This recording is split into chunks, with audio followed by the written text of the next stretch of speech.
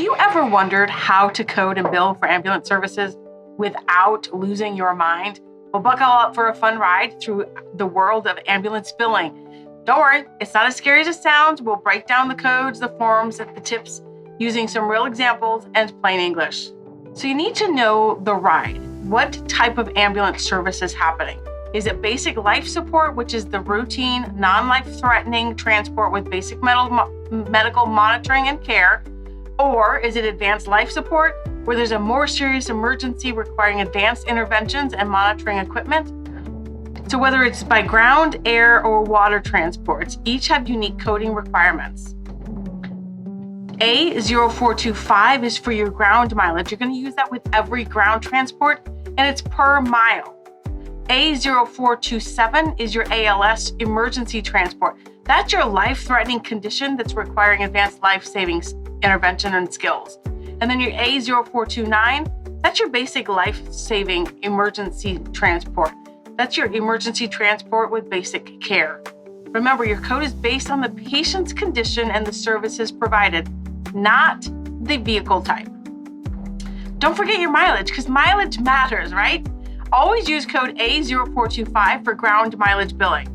Count only the loaded miles when the patient is in the ambulance and actively being transported. Remember your total miles from pickup to destination, and then you round to the nearest 10. When you're looking at ambulance billing and coding, don't forget your modifiers. You have to have modifiers, and you're going to mix and match those modifiers with your origin and the destination. Origin is where did I get that patient, and my destination is where did I leave that patient. So you have the R is for residence. That's the patient's home location. And H is a hospital or acute care facility. So I would put RH if I picked the patient up at home and I dropped them at the hospital. And then you also have N, which is your nursing facility or your skilled nursing facility. You combine those two to tell the story. Remember, our modifiers really dig in and tell a bigger picture of what happened. And remember, those all go on your claim forms. And then you're going to fill out that right form. Don't panic. You're going to have your CMS 1450 or your UB04, right? And that's your standard form for most ambulance billing, but not all. Some payers want it on the CMS 1500. You want to make sure that you enter your service codes. You have your HCPC codes, your mileage, and your modifiers. All three components must be on your claim form in the correct field. Don't forget to add that pickup zip code. Where did we pick them up? Because that's going to determine your payment rate. And then you have to explain why the ambulance transport was required. You have to establish that medical necessity. And then watch for special rules and bonus payments. So if it's a rural patient, your rural transports qualify for a higher reimbursement due to the longer distance and coverage gaps.